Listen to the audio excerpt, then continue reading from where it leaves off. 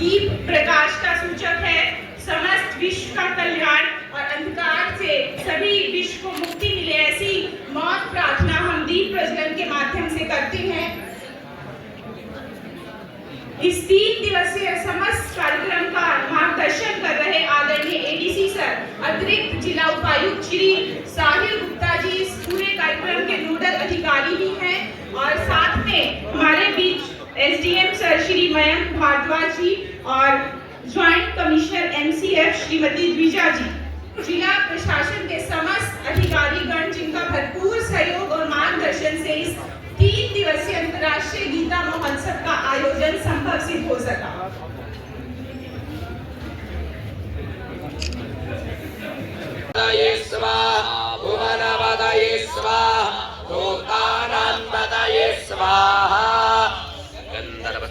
विषभावसुः परिदधात् पुष्पस्यार्च्यै जजमानस्य परिधीर्षिगनिरीड ईडितः होराशीर्क्षेण विश्वस्यार्च्यै जजमानस्य परिधीर्षिगनिरीड ईडितः त्वदरदः परिधत्तान् ध्रुवेण धर्मणा विश्वस्यार्च्यै जजमानस्य परिधीर्षिगनिरीड ईडितः त्रन्दवा कावेद्युमन्दगं समिधीमहि अग्ने बृहन्दमदवारे समिदासि सूर्चितवा भूरस्तात्पादुकस्याश्चिराविसत्यै साविदुर्बाहुस्थ ऊर्णं राधासन्दवास्त्रेणां स्थान् देवेभ्यो वसवोर्दरा आदित्याः सदन्तो। नमस्कार, कमल किशोर जगत का सामना से आज हम हैं गीता जयंती महोत्सव सेक्टर 12 में, और आप देख रहे हैं ये इस्कॉन का ये स्टॉल है। यहाँ पर सर कृष्ण गोपीनाथ दास, आज यहाँ पर सेक्टर 12 में आपने स्टॉल लगाया है। एक कहीं ना कहीं क्या दर्शाना चाहते हैं जी? तो हम ISKCON international society of Krishna consciousness अंतर्राष्ट्रीय कृष्ण भावना संघ की तरफ से हमारा स्टॉल लगाया है जी। बेसिकली हम जो भगवद गीता और भागवतम की जो टीचिंग्स को फॉलो करते हैं जी, उसके आधार पर जो हम अपना आचरण करते हैं, उस संदेश को मतलब जो भी यहाँ पे विजिट करें उन सबको हम मतलब इनवाइट करना चाहते हैं कि वो इन शिक्षाओं का, गीता की शिक्षाओं का लाभ उठा सकते हैं। तो उस एक प्रकार से जो हमारी एक प्रकार से उनका प्रदर्शनी है गीता का, और जो हमारे वैदिक शास्त्र हैं उनका प्रदर्शनी है। जैसे गीता में क्या एक मैसेज अगर देना चाहें तो क्या देना चाहेंगे? वैसे गीता तो बहुत बड़ा मैसेज है देश के लिए, और थोड़ा सा बताएं एक दो अपने माध्यम से। गीता तो एक बहुत बड़ा टॉपिक है। तो बेसिकली भगवद गीता में जो मुख्यतः 3 चीज़ों पर मतलब बताया गया है कि कर्म योग, ज्ञान योग और भक्ति योग।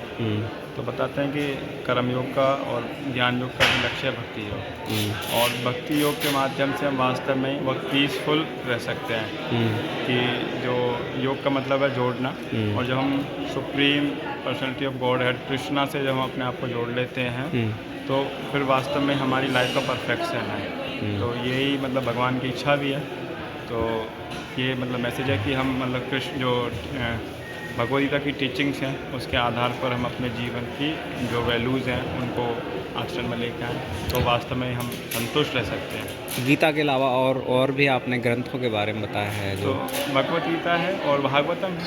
तो भागवतम में केस स्टडीज़ हैं बेसिकली भगवान की जो अलग अलग लीलाओं के और माध्यम जो से। वेदों के बारे में भी आपने बताया है वेदों के बारे में, वेदों का सार है जी। भगवद गीता। अच्छा अच्छा। तो गीता में सारी नॉलेज है। जैसे बोल रहे हैं भगवान भगवद के 15वें अध्याय में वेदेषु सर्वम अहमेव वेदे, कि वेदों का सारा सार है स्वयं भगवान श्री कृष्ण है। उनको जान लेना ही वेदों का लक्ष्य है। तो ये भगवद गीता में 15वें अध्याय के अंदर बताया गया। तो गीता का संदेश यही। एक बात करें कि गीता एक बहुत बड़ा अपने आप में एक ग्रंथ है, और उसके साथ में एक जैसे आजकल देख रहे हैं जो अव्यवस्था लग रही है आपको देश में, तो उसको किस तरह से संभाल पाएंगे? क्योंकि गरीब गरीब होता जा रहा है, अमीर अमीर होता जा रहा है, पूंजीपति भी आजकल डैमेज हो रहे हैं। कुछ बड़े पूंजीपति हैं वो छोटे पे हावी हो रहे हैं, आप देख रहे हैं। तो इस व्यवस्था को कैसे आप करेंगे? लोकतंत्र इतना बढ़िया है, उसको कहीं ना कहीं डैमेज करने में लगे हुए हैं। तो क्या मतलब कैसे संभाल कैसे पाएंगे? जो पढ़े लिखे लोग हैं वही ज़्यादा हैं। तो मुख्य चीज़ यही है, जैसे गीता का जो संदेश है वो ऐसा नहीं है कि मतलब एक छोटे को छोटा करना है, बड़े को बड़ा करना है। ये लाइफ का मैनुअल बुक है भगवद गीता ना। तो इस गीता की शिक्षा को मतलब सबको नीड है बेसिकली, चाहे छोटा है चाहे बड़ा है। देखा जाए तो संसार में फैसिलिटीज़ तो हैं पर मन की शांति नहीं है। बड़े बड़े लोगों के पास सब सुविधाएं तो हैं पर कहीं ना कहीं मन की शांति नहीं है। तो इस गीता जितना बड़े लोग हैं वो कहीं ना कहीं भागवत कराते हैं, बड़े बड़े वो भंडारे कराते हैं। आपका एक क्वेश्चन का मैं पहले कंप्लीट आंसर करूंगा, उसके बाद नेक्स्ट क्वेश्चन करेंगे तो ज़्यादा मेरे लिए बेटर रहेगा। जी। तो जैसे आपने बोला ना कि समाज में इतना मतलब एक प्रकार से अराजकता फैली हुई है, या कहें तो एक डिससेटिस्फाई है लोग। जी। बिकॉज ऑफ उसका कारण यही है क्योंकि हम इस भगवद गीता की शिक्षा को अपने जीवन में उतारना ही नहीं चाहते हैं, है ना। तो बताते हैं 600 प्रकार की गीता है, अलग अलग मर्म है सब। तो हम जिस संस्था से रिप्रेजेंट करते हैं ISKCON, जो भगवद गीता का नाम है भगवद गीता यथारूप, जो एज इट इज जो भगवान ने बोला वो इसी संदेश को हम प्रस्तुत कर रहे हैं। तो इस मतलब इसके इतिहास को भी हम देख सकते हैं। जो हमारी संस्था है जब कहीं ना कहीं मनोरंजन का साधन बनाया है, बस सुन लो भागवत, सुन लो कथा, सुन लो और घर आ जाओ, उसको इम्प्लीमेंट नहीं करते। जी, एक चीज़ को कंप्लीट करूँगा, उसके बाद मैं आपसे सेकंड क्वेश्चन कहूँगा। जी। तो जैसे हमने बताया कि जो ये ISKCON जो संस्था है, स्टार्टिंग में जो हमारे ISKCON के फाउंडर श्री प्रभुपाद जी थे, तो उनके गुरु का आज्ञा था कि आप इस जो वैदिक ज्ञान है इसको बाहर लेके जाइए और बाहर के लोगों को आप इस ज्ञान को दीजिए। तो अब हम देख भी सकते हैं अमेरिका में 1965 और 1966 में इसकी स्थापना हुई। वहाँ पर बहुत मतलब वियतनाम के कारण जो युद्ध चल रहा था, तो वहाँ पे ना बहुत बड़े बड़े लोग क्या है ऐसे ही मतलब उस अपने जीवन को ऐसे ही नष्ट कर रहे थे। वहाँ पर इस गीता की शिक्षा को दिया, जो हिप्पी थे वो हैप्पी बन गए, है ना। तो वही मतलब जो लोग थे जो मतलब फॉरेनर कल्चर जो हम जहाँ जाना चाहते हैं, वो लोग सब चीज़ों को छोड़कर आज हमारे कल्चर को अपनाना चाहते हैं। उनकी जो मतलब माताएं हैं वो देख सकते हैं कि उनके सिर से लेके और पैर तक का कुछ अंग नहीं देख सकता है ना, क्योंकि उन्होंने हमारे सनातन धर्म की शिक्षाओं को अपनाया है। और इस शिक्षाओं को अपनाया है तो वास्तव में वो इस संतुष्टि को प्राप्त कर रहे हैं। तो गीता की शिक्षा को जितना परसेंटेज में हम इसको अपने जीवन में उतारेंगे, उतनी मात्रा में हम वास्तव में संतुष्ट रह सकते हैं। और ये ज़रूरी नहीं है कि हम बहुत बड़े आदमी बन जाएंगे उसके बाद इस गीता की शिक्षा को उतारेंगे, नहीं। वो तो सबके भाग्य के हिसाब से ना, सब तो प्रयास कर ही रहे हैं ना बड़ा बनने का ना, पर सबके भाग्य में एक सीमित है कि आप जितना प्रयास कर रहे हैं या जो भी है आपके भाग्य में वो तो आपको देते ही हैं भगवान में। तो पर कमी है कहीं ना कहीं, इस शिक्षा की कमी है। इस शिक्षा को हम अपने जीवन में उतारना नहीं चाहिए। इसके लिए आप जैसे लोग, विद्वान लोग समाज में कैसे क्या करेंगे जो तो लोग उतार रहे हैं उस पर इम्प्लीमेंट करें? जी, हमने बताया कि ISKCON है तो हमारे हम मतलब जैसा भी गीता मैराथन चल रहा है, पूरे 1 महीने हम अलग अलग जगह जाके गीता जी का वितरण करते हैं, लोगों को इनवाइट करते हैं हमारे मंदिर में, और सेमिनार्स होते हैं बेसिकली गीता के ऊपर ना। DYS करके, डिस्कवर योर सेल्फ करके सेमिनार्स होते हैं कि इस गीता को प्रैक्टिकली कैसे जीवन में उतारा जाए और कैसे इस जो शिक्षा है इसको व्यवहारिक रूप से अपने जीवन में उतार कर हम वास्तव में इस जीवन की जो लक्ष्य है भगवान को प्रसन्न करना, उसको हम प्राप्त कर सकते हैं। इस गीता के संदेश को अपने जीवन में उतार कर, उसके लिए हमारे अलग अलग सेशंस होते हैं, हमारे कोर्सेज होते हैं, हमारी क्लासेस होती हैं। तो ISKCON सेक्टर 37 में आपको भी हम निवेदन करेंगे, आप भी आइए और आप भी आचार्य जी, एक इसके अलावा एक और है कि कहीं ना कहीं भारत में एक वैसे हिंदू रिलीजन बहुत है, लेकिन कहीं ना कहीं इसमें जातिवाद, ऊंच नीच, छुआछूत भी है, लेकिन अभी वो ख़त्म नहीं हुआ। बहुत अच्छे से लोग इस पे काम भी कर रहे हैं, लेकिन कहीं ना कहीं लोगों के मन से नहीं जा रहा है। तो वही जी, हमने तो बोला उस पे भी तो जी हमने यही बोला कि जो भगवद गीता की शिक्षा है तो ऐसे भगवान मतलब उसमें ऐसा कुछ नहीं बोला है। मतलब हमारी जो शिक्षा है, हमारे ISKCON टेम्पल्स में भी जो प्रैक्टिस होती हैं सब एक ही है। एक्चुअली कलयुग में सब शूद्र ही उत्पन्न हुए हैं ना, तो ना तो कोई एक प्रकार से संस्कार है ना। तो इसलिए हमारी तो सबको ही इनवाइट करते हैं हम ना, ऐसे नहीं कि कोई ऊंचा है कोई नीचा है, कोई उस जात से कोई उससे, हमारा कोई ऐसी कोई वो नहीं होती है। हम तो सबको इनवाइट करते हैं और जो गीता की शिक्षा है उसको ही हम वितरण करने का प्रयास करते हैं और सबको इनवाइट करते हैं कि आओ भगवान का नाम लो, भगवान का प्रसाद पाओ, भगवान का कीर्तन करो, भगवान की कथा सुनो, और जो शिक्षा है भगवान की ना उसको मतलब अपने जीवन में उतारिए और वास्तव में हम सुखी और समृद्धि। एक मैसेज जो पूरे देश को देना चाहेंगे, एक मैसेज 2 शब्दों में। तो यही है कि जैसे हमने बताया कि भगवद गीता लाइफ का मैनुअल बुक है, तो कोई भी चीज़ हम परचेज करके लेके आते हैं बाहर से, उसको बेस्ट से बेस्ट यूज़ कर सकते हैं। उसकी मैनुअल जो चीज़ें होती, जो मैनुअल बुक होती है, उसके हिसाब से अगर हम उस चीज़ को चलाते हैं तो बेस्ट से बेस्ट यूज़ कर सकते हैं और लॉन्ग टाइम के लिए यूज़ कर सकते हैं। तो वैसे ही ह्यूमन लाइफ बहुत रेयर लाइफ है, 84 लाख होने के बाद मिली है। इसको हम बेस्ट से बेस्ट यूज़ कर सकते हैं इस गीता की शिक्षा के आधार पर, इस जीवन को चलाकर। तो ये भगवद गीता हमारे एक प्रकार से लाइफ का मैनुअल बुक है। इसकी शिक्षा को जितनी परसेंटेज, जितनी मात्रा में हम समझेंगे, उसको अपने चरित्र में उतारेंगे, उतनी मात्रा में हम वास्तव में संतुष्ट रह सकते हैं। संतुष्ट। तो जैसे एक मछली है, वो जल के अलावा तुम कहीं भी उसको लेके जाइए, है ना, उसको कितनी भी वैसे फैसिलिटीज दी है, वो संतुष्ट नहीं रह सकती। तो वैसे ये ह्यूमन जो मनुष्य है, वो क्या परमात्मा के साथ अपने आप को कनेक्ट कर ही वास्तव में संतुष्ट रह सकता है, अदरवाइज डिससेटिस्फैक्शन है। बहुत फैसिलिटीज़ होने के बावजूद भी सुसाइड करते हैं लोग, और बड़े बड़े लोग करते हैं। Thank you. वकील साहब, आज गीता जयंती महोत्सव है, क्या कहना चाहेंगे? गीता जयंती महोत्सव इतना सुंदर महोत्सव है जी। कि अगर आदमी को अपने जीवन को बिल्कुल साकार करना है तो गीता के बिना कुछ भी नहीं है।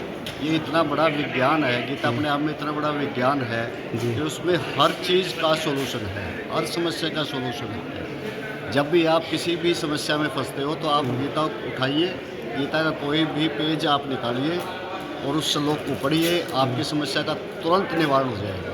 ये इतना बड़ा विज्ञान है। और उस समय गीता का उपदेश ऐसे नहीं था। ये एक ही ग्रंथ ऐसा है हमारे हिंदू में कि जिसका कोई भी लेखक नहीं है। ये स्वयं भगवान ने अपने मुख से बोला था, उसी पे ये गीता का रखा गया है। और ये उपदेश भी ऐसे समय में जहाँ पे पूरा विश्व युद्ध था, और उस युद्ध में बीच में खड़े होके किसी चीज़ का उपदेश देना, ये अपने आप में एक बहुत बड़ा विज्ञान है। तो अब ये जो समाज और देश में, आज आपसे भी वही सवाल है, एक बहुत जी, आप अधिवक्ता भी हैं और आप देखते भी होंगे जो आज जो हमारा संविधान है, हाँ। उसको कितना तोड़ा मरोड़ा जा रहा है। और ज़्यादातर लोग वही हैं जो भागवत कराते हैं, भंडारे बड़े बड़े कराते हैं, बड़े बड़े धर्मों में सम्मिलित हैं, और बड़े तो कहीं ना कहीं इस पर कहीं ना कहीं जो एक सरल और वो है, तो उस पर आप देख रहे हैं, तो उस पर क्या उनको सही मार्गदर्शन देने के लिए क्या कहना चाहेंगे आप? देखिए, ऐसा है कि जो ये भागवतम की बात कर रहे हैं आपके, भागवत वो कराते हैं सभी लोग जी। जब तक हम अपने इन आँखों से किसी चीज़ को देखते हैं तो ये भौतिकवाद है। जब तक हम अपनी उस चीज़ को मन की आँखों से नहीं देखेंगे, मन की आँखों में नहीं उतारेंगे, तब तक इसका कोई फ़ायदा नहीं है। और ये जब तक व्यवस्था, जब इसमें व्यवस्था में सुधार आएगा, जब हम बचपन से ही अपने बच्चों को गीता का एक मैसेज दें, गीता को पढ़ाएं, गीता एक सब्जेक्ट बने, स्कूल में एक सब्जेक्ट बने और बच्चों में ये संस्कार जाए गीता का, तभी ये संभव हो पाएगा। अदरवाइज भागवतम ठीक है, एक बहुत अच्छी चीज़ है, भागवतम कराते हैं, कथा भी कराते हैं, सब कराते हैं, लेकिन उसमें भी किसी न किसी 2% आदमी वो भी उसको उनको जब भी मौका मिलता है गरीब आदमी को सता ही लेते हैं, लूट ही लेते हैं। तो वो उस तरह से थोड़ा सा ऐसा तो नहीं है, पर कई बार भावना है, भाव तो है ना जी। भागवत कराने का भाव है ना, भाव तो है। हाँ। आपका भाव है, अब उसको सामने वाला बड़े बड़े पदों में बैठे हैं, हाँ। या नेताओं की बात करें, अधिकारियों की बात करें, या पूंजीपतियों की बात करें, अब अम्बानी जी हैं जी, बहुत अच्छे धर्माचार्य हैं। सबसे बड़ा यही है कि जब तक हम अपने बच्चों से स्टार्ट नहीं करेंगे, जब तक हम नींव को सही नहीं करेंगे, जैसे कि अभी हम ना मिड डे मील की सेवा देते हैं, 2 लाख बच्चों को डेली प्रसादम जाता है स्कूलों में, तो वो भगवान का नाम बच्चों में कहीं ना कहीं बच्चों में जा रहा है, तो कहीं ना कहीं हमारे संस्कार में परिवर्तन आएगा। जब संस्कार सही होंगे तो शिक्षा सही होगी, तो अपने आप सुधार होता आएगा। एक मैसेज देना चाहें अगर देशवासियों को, तो देशवासियों को मैसेज है कि जब तक आप मन से गीता को नहीं पढ़ेंगे, मन से गीता का अपने अंदर लेके नहीं जाएंगे संदेश, जैसे गीता आएगी तो स्वयं भगवान अपने आप उद्धार करेंगे इस देश का। और गीता से बढ़कर कुछ भी नहीं है, कुछ भी नहीं। हरे कृष्ण, हरे कृष्ण। आज स्टॉल लगाया है और गीता जयंती महोत्सव में आए हैं, क्या कहना चाहेंगे आप? हम लोग इस्कॉन से हैं। इस्कॉन का पूरा अगर हम इसको विस्तार में बोलें तो International Society for Krishna Consciousness जी।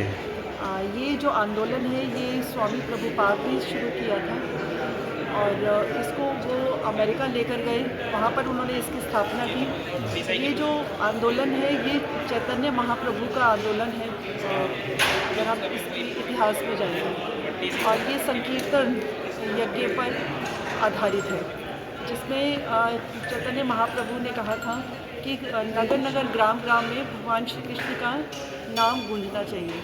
और इसी बात को आगे बढ़ाने के लिए स्वामी प्रभुपाद जो हमारे फाउंडर आचार्य थे, उन्होंने इसको पूरे वर्ल्ड में इसका प्रचार करने का पूरा उन्होंने मिशन की तरह लिया। तो आज हम इस्कॉन की तरफ से ये स्टॉल लगा रहे हैं और हमारा उद्देश्य यही है कि जितने भी यहाँ पर लोग आए उनको हम प्रचार करें और कृष्ण भावना भावित जो आंदोलन है उसमें पार्टिसिपेट करने के लिए उनको हम प्रेरित करें। धन्यवाद। एक बात करें कि आप देख रहे हैं सरकार भी बीजेपी की है, सरकार भी बीजेपी की है और बीजेपी पूरा गीता को फॉलो करती है। उन्होंने ही गीता जयंती महोत्सव, कृष्ण भगवान गाय पालते थे, आज गाय पॉलीथीन खा रही है, उस पर थोड़ा सा आप प्रकाश डालिए।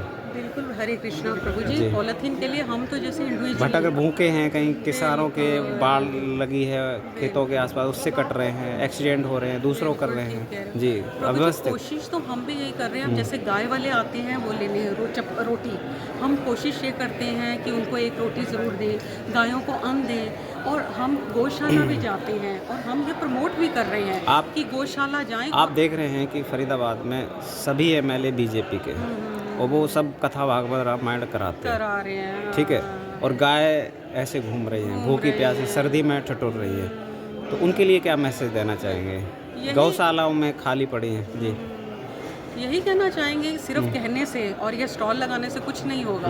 बेसिकली उनके लिए कुछ कीजिए, लेकिन हम जैसे अलग अलग हम तो कर रहे हैं अपनी तरफ से। हमारी जो इस्कॉन की है गौशाला है, जिसमें हम गायों को जो जख्मी गाय हैं या जिनको छोड़ दिया जाता है उनको लाया जाता है अपनी गौशाला में, और पूरी कोशिश कर रहे हैं। हम लोग जितना हो सके डोनेशन करते हैं उनके लिए, क्योंकि जो दूध नहीं देती गाय उनको छोड़ दिया जाता है, तो वो क्या करती है, कई बार तो उनको गायों को उनको ले जाया जाता है, मार दिया जाता है, या वो कूड़ा खा के अपना पेट भर रही हैं।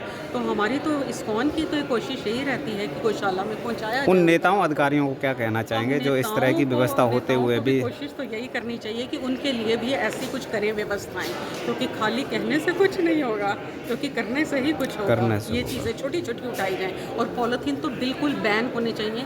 हम लोग अब कहीं भी मार्केट जाते हैं अपने जूट के बैग लेके जाते हैं, और सब्जी वाले को खुद बोलते हैं हमें बैग नहीं दीजिए, हम अपने बैग्स में डलवाते हैं और जूट के बैग को हर हफ्ते धोते हैं। ये करते हैं, हम तो अपना ये कर सकते हैं। और अपनी गाड़ियों में भी हमने दो शब्द में फरीदाबाद की जनता के लिए मैसेज देना चाहें, क्या मैसेज देंगे आप? यही मैसेज देना है कि सिर्फ हाथी के दांत खाने के और दिखाने के और होते हैं, वो मत करिए। सच में आगे बढ़िए, पॉलीथीन को रोकिए, गायों को बचाइए, और इसी से हमारा एक एक स्टेप से ही हमारा ये सब जो हम गीता कर रहे हैं, गीता का हम समझो गीता देने का काम जो है यही होगा यथार्थ। यथार्थ सही कर्म जी। आज स्टॉल लगाया है आपने, और आप देख रहे हैं कि महिलाओं की बहुत बड़ी दयनीय स्थिति होती जा रही है। जो जो सरकार आगे बढ़ रही है, महिलाओं को इतना, बेटियों को इतना वो नहीं दिया जा रहा है। कहीं ना कहीं आप देख रहे हैं हर घर में बेटियां हैं, और आप हॉस्पिटल में जाएंगे तो, और पुलिस स्टेशन पे जाएंगे तो उनके केस नहीं उनकी दर्ज किए जाते हैं। तो इस सरकार से क्या कहना चाहेंगे? हरे कृष्णा। सबसे पहली बात तो ये है कि जो बेटियां होती हैं ना, तो हम पेरेंट्स लोग ही अवेयर नहीं हैं। हम लोगों का शुरू से पुरुष प्रधान देश है। हर कोई व्यक्ति ये चाहता है कि बेटा हो, तो बेटी जब होती है तो लोग खुश होते ही नहीं हैं, इंटरनली वो खुश नहीं होते। और ये शिक्षा हमें बचपन से ही अपनी बेटियों को के अंदर देनी चाहिए कि बेटा और बेटी में कोई फ़र्क नहीं है। एक छोटा सा अपना परिचय भी दे दें। मेरा नाम सहिष्णु यदुरानी देवी दासी है। जी। मैं इस्कॉन से पिछले 4 साल से जुड़ी हुई हूँ और मेरा मुहिम भी यही है कि जैसे इस्कॉन हमें टीचिंग देता है तो वो हमारे में अवेयरनेस करता है, तो उनकी जो टीचिंग्स हैं वो हम दूर दूर तक फैलाएं, सबको अवेयर करें। तो सबसे बड़ी बात यह है कि पहले हमें अपने घर से शुरुआत करनी है। जब हम अपनी माताओं को शिक्षित करेंगे, क्या है कि सबसे पहले तो लड़कियों को बचपन से पढ़ने भी नहीं दिया जाता। हमारे समाज की सबसे बड़ी विडंबना यही है कि हम बेटियों को बेटों से कम समझते हैं। तो सबसे पहले तो माता पिता में ये अवेयरनेस होनी चाहिए कि बेटा और बेटी में भेद ना करें। जैसे वो बेटे को भेजते हैं पढ़ने के लिए, ऐसे बेटी को भेजें ताकि बेटी को भी नॉलेज हो कि उनके क्या अधिकार हैं, क्योंकि हमारे जो संविधान है उसमें सबके अधिकार बराबर है। लेकिन वो मिल नहीं पा रहे हैं। हाँ, वो मिल सरकार है, सब कुछ है, वो इसलिए नहीं मिल पा रहे कि हमारा पुरुष प्रधान देश है। और सबसे ज़्यादा ये है कि हम स्त्री को आगे आने देना नहीं चाहते, क्योंकि हम पढ़ते नहीं हैं। अगर हम अपने ग्रंथ पढ़ें तो उनमें सबसे पहले हर देवी, देखो आप किसी भी देवी को देखेंगे तो वो स्त्री है, विद्या की देवी स्त्री है, सरस्वती मैया है, और लक्ष्मी देवी संपन्नता की देवी, धन की देवी, वो भी स्त्री है। हमारे इस भौतिक जगत की जो रक्षा करती है दुर्गा देवी, वो भी स्त्री है। तो जब हमारे पुराने सतयुग में त्रेता युग में सब स्त्रियों को इतना मान देते थे, तो कलयुग में स्त्रियों की दयनीय इतनी स्थिति कर दी गई है। तो उसका सबसे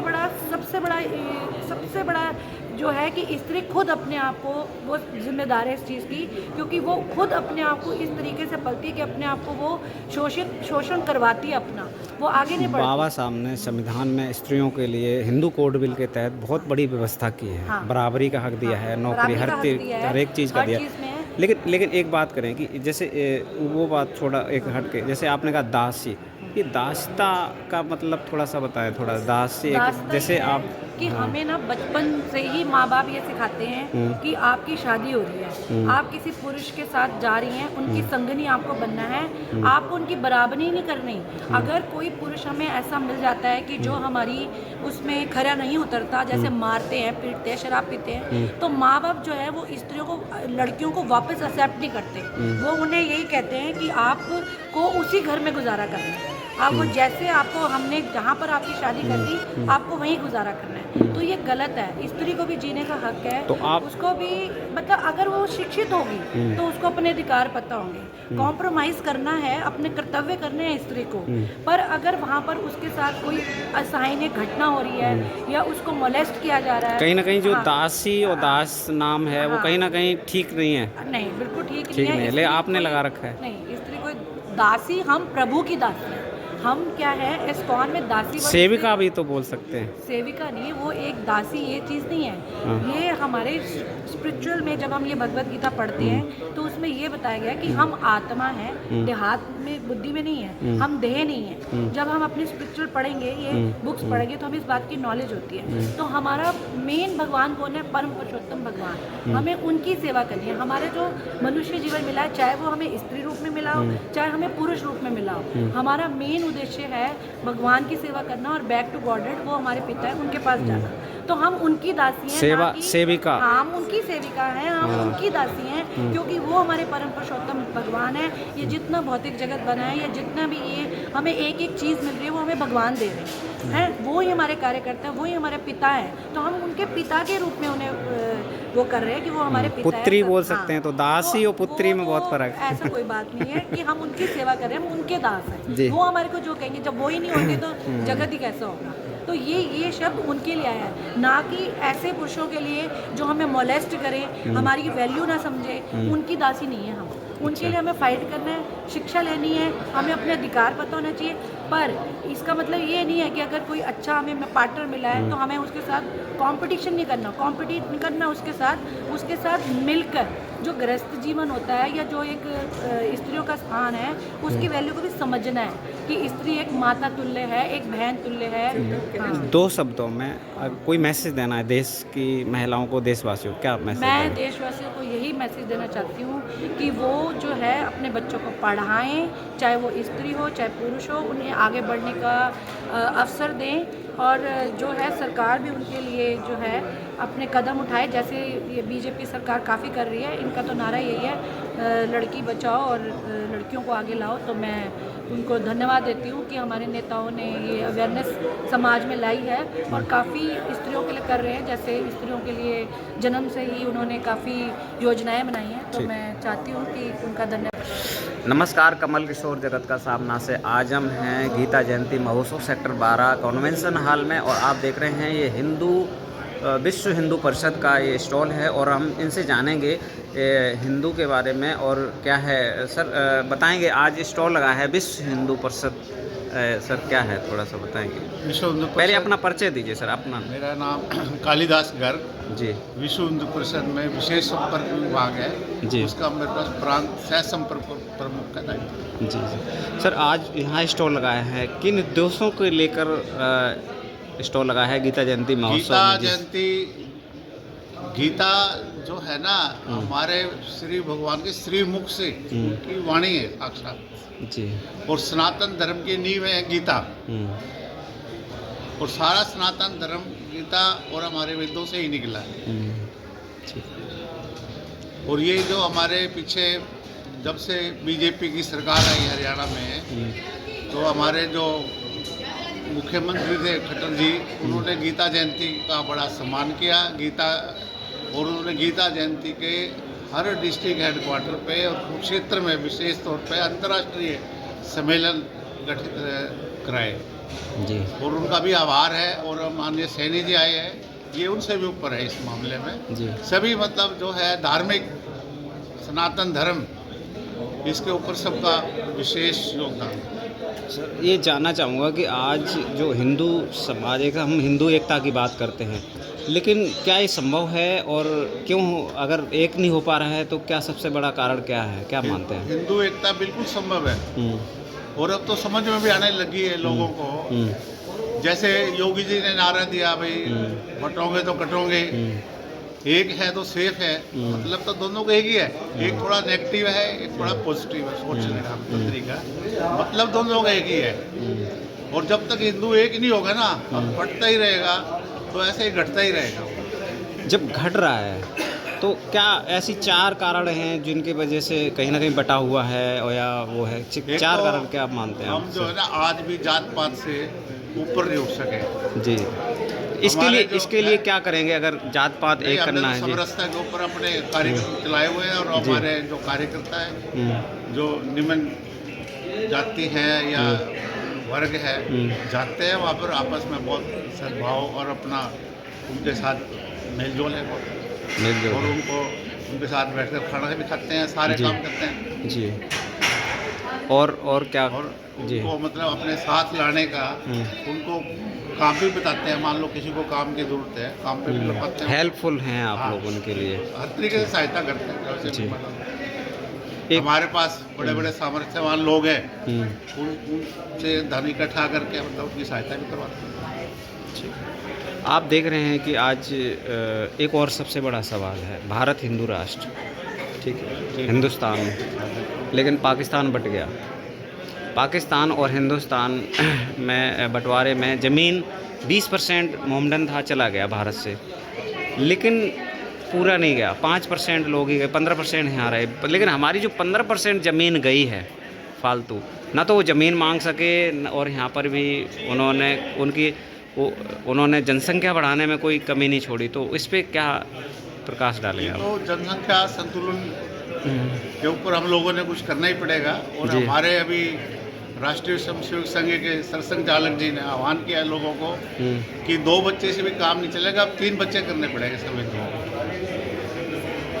और हमें 3 लेकिन वो जहाँ पे हमारा देश बट चुका है, जहाँ पे हिंदू अलग हो चुके हैं, मोहम्मदन अलग है, लेकिन वो 10 या 20 बच्चे पैदा कर रहे हैं, तो उन पे भी लगाम कोई होगी या वो आज़ाद रहेंगे? ये तो सरकार का काम है भाई साहब जी।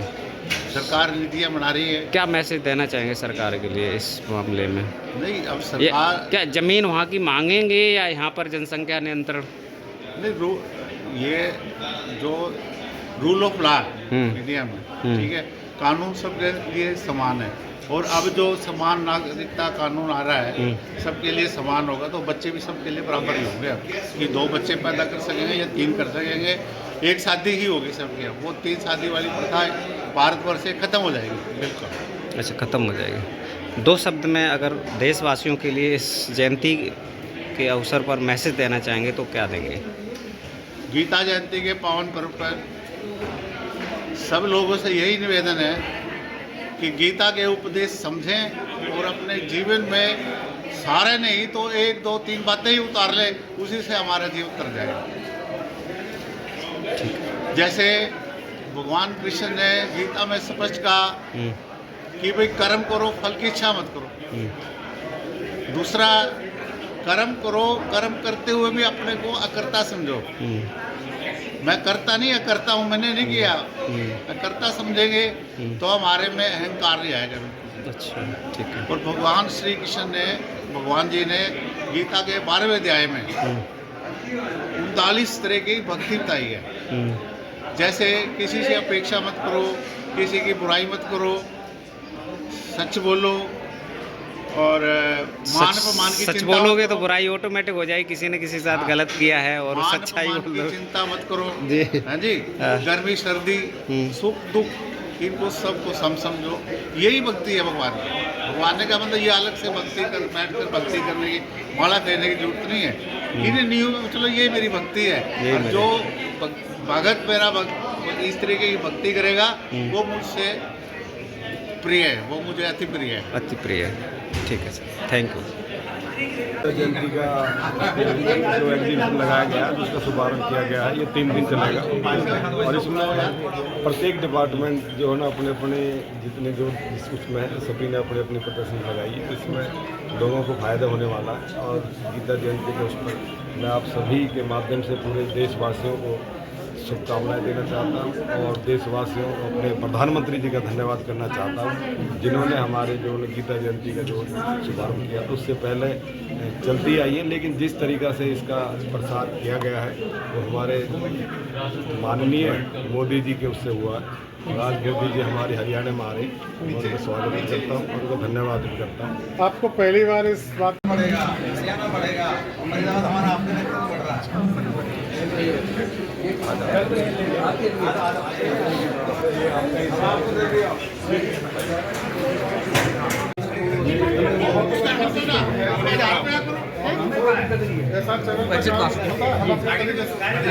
ऊपर के लिए पीछे आज गीता महोत्सव का फर्स्ट दिन है और शुरुआत की है। मुझे मौका दिया प्रशासन ने, मैं इनका धन्यवाद करता हूं। तो मेरे जैसे एक छोटे से कार्यकर्ता को आज इतना बड़ा दायित्व दिया है, मुझे सौभाग्य, मैं इनके सबके धन्यवाद करता हूं। कर्म ज्ञान